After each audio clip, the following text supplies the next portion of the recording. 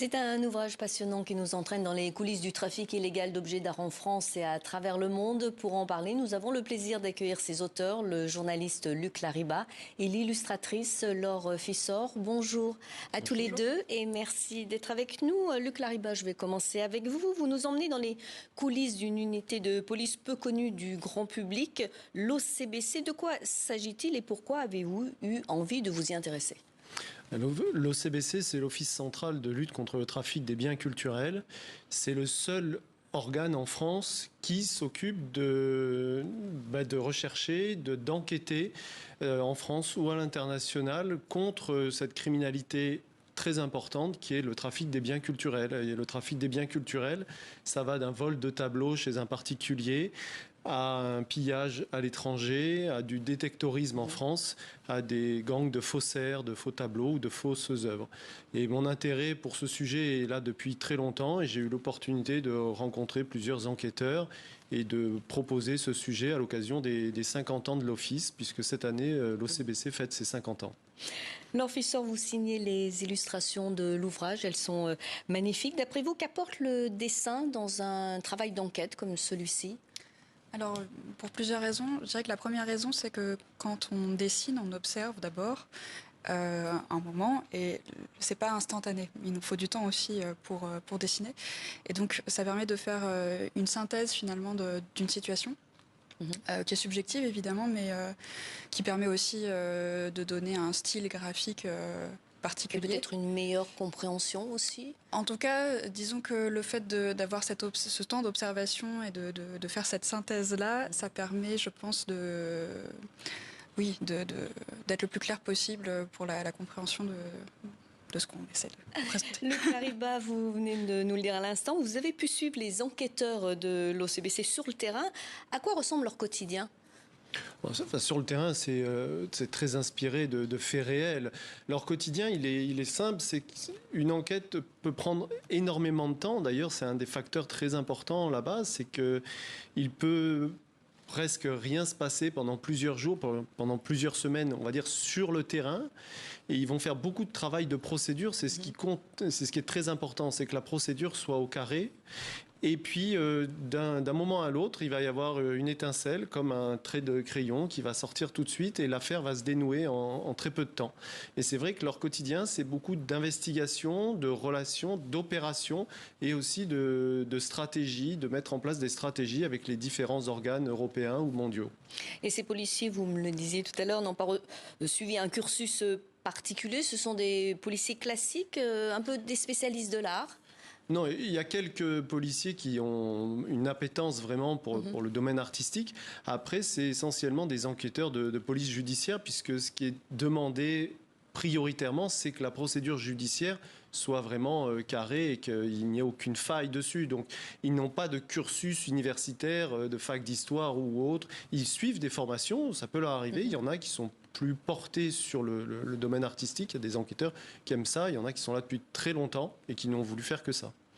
Laure Fissor, certaines de vos illustrations rappellent le dessin de presse ou la bande dessinée documentaire. Qu'est-ce qui vous inspire dans ce style graphique ?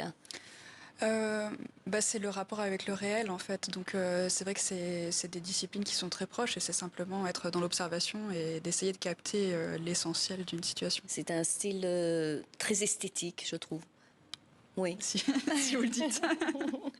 Alors, Luc Lariba, vous expliquez aussi que le trafic d'œuvres d'art est l'un des plus lucratifs au monde, juste derrière la drogue et les armes. Concrètement, à quoi ressemble ce trafic aujourd'hui ? Qui sont les acteurs impliqués dans la circulation de ces œuvres volées ? C'est un des plus lucratifs et après, c'est à tout niveau. C'est-à-dire que, comme je le disais, ça peut vraiment être un gang de pilleurs de châteaux ou d'œuvres chez des particuliers, comme ce qu'on appelle une voyoucratie, une criminalité en col blanc, c'est-à-dire des personnes de haute importance qui peuvent aller, pour leur plaisir personnel, demander ou même aller chercher des œuvres d'art à l'étranger ou en France. C'est très lié, effectivement, il n'y a pas de preuves comme quoi c'est lié au terrorisme ou à d'autres criminalités, mais c'est vrai que c'est très important, on parle toujours de la drogue, on parle toujours des armes, c'est vrai que le trafic d'œuvres d'art a son importance et aussi tuant, si je peux dire, dans le monde, que les 2 premiers. Et en menant cette enquête, est-ce qu'il y a une affaire en particulier qui vous a marqué? Je vous pose la question à tous les deux. Moi, j'ai particulièrement apprécié celle du détectorisme parce que c'est un fléau dont on n'a pas forcément conscience et qui peut commencer à une petite échelle et terminer à l'international à une plus grande échelle. Moi, je trouve que c'est celle dont on ne soupçonne pas les méfaits. Il y a aussi les mosaïques chypriotes qui ont été volées. Il y a eu les mosaïques dans une chypriotes, église. il y a celles aussi à travers des cartes anciennes qui ont été volées dans des bibliothèques. C'est des petits faits, des petites rivières qui peuvent devenir des océans. Alors vous évoquez aussi les trafics dans les zones de guerre comme en Syrie, en Irak. Ces objets deviennent parfois une source de financement pour des groupes terroristes. L'art, selon vous, c'est aussi un outil politique? C'est un outil politique, ça peut être une monnaie d'échange. Effectivement, oui, c'est pour ça que c'est un fléau où il y a énormément de stratégie qui est mis en place par les enquêteurs, par le colonel de l'OCBC, qu'on remercie de nous avoir accueillis, parce qu'il faut vraiment pas que ça cesse, mais il faut vraiment le protéger. Il faut vraiment surveiller ce marché parce qu'il est perméable, quoi. Et est-ce que l'OCBC travaille précisément avec ces enquêteurs dans ce genre d'affaires? Ah oui, ils ont une vraie relation internationale. Les enquêteurs de France, c'est vraiment le seul office en France et ils sont amenés à travailler avec leurs homologues européens, enfin italiens, espagnols, de tous les pays, même américains, oui. Alors, je terminerai par une phrase, une citation d'André Malraux qui dit « La restitution d'une œuvre d'art est une manière de redonner vie à un passé dérobé ». Vous le voyez ainsi, vous aussi, ça signifie redonner vie? Surtout venant de Malraux, qui lui n'avait peut-être pas forcément les mains propres, mais il faut une œuvre d'art, quelle qu'elle soit, que ce soit un film, un dessin, une œuvre, ça met plus de vie dans la vie, donc il faut l'entretenir, il faut vraiment le sauvegarder, quoi. Sauvegarder la mémoire collective. Merci beaucoup à tous les deux pour cet éclairage passionnant pour un sujet qui est souvent ignoré. Je rappelle le titre de votre ouvrage, Trafic d'œuvres d'art, une enquête au cœur de l'OCBC, publié aux éditions de La Martinière. Merci pour votre présence à tous les deux sur nos antennes.